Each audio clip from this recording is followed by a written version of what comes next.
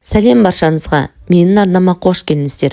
Бүгінгі видеода Қытайда ел басқарған қазақтың қайсар қызы Хадиша Мамырбекқызы туралы айтатын боламын.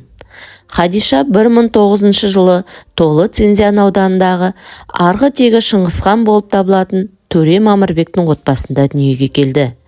Медреседе оқып, ана тілінен басқа Қытай, ұйғыр, орыс тілдерін еркін меңгерді. 1910 жылы Хадиша 10 жасқа толғанда төре тұқымнан шыққан арғы атасы Тәуке хан болып табылатын Әлен Шыңғысханұлы құда түсіп алады. Бастапқыда Хадиша күйеуінің тасасынан көрінбей, мектептерге демеуші болып қызмет істеп, күйеуінің бір қызметін осылай атқарып жүріп, қоғамдық жұмысқа бейімделіп алады. 1941 жылы Қытай коммунистері Әлен Шыңғысұлы мен Хадиша Мамырбекқызын тұтқындап, түрмеге қамайды. Баршылықта ғана өмір сүрген текті қазақ қызын аштықта ұстап азаптағанымен, күйеуі мен оның серіктеріне жала жабудан бас тартады. Қытайлықтар небір сұмдық азаптаудың түріне баратын.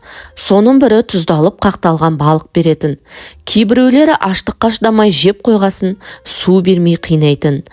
Түрме терезесінен сылдырлап аққан судың дауысын естіген олардың есі ауысып кететін. Небір жұтым суға бола жалған хаттамаға қол қоятын. Хадиша болса аштықты таңдады. 1944 жылы Цзинцзянды Гоминдян әскері басып алғасын жаңа губернатор Чун Син Әлен мен Хадишаны түрмеден босатып, Гоминдян үкіметінің жұмысына тартады.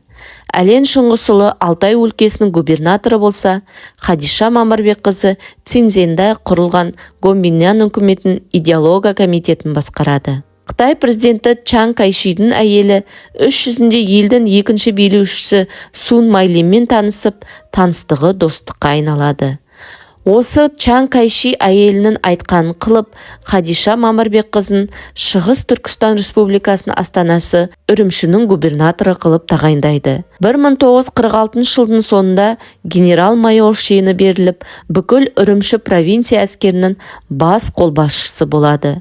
1947 жылы ұйғырлар бүлік шығарып, Қашқарияда ұйғыр автономиясын құрамыз дегенде, Хадиша бас қолбасшы ретінде ұйғырлардың көтерілісін аяусыз басып тастайды. Себебі Қашқарияда автономия құрғанымен, онда қазақтарды тұрғызбайтынын білді.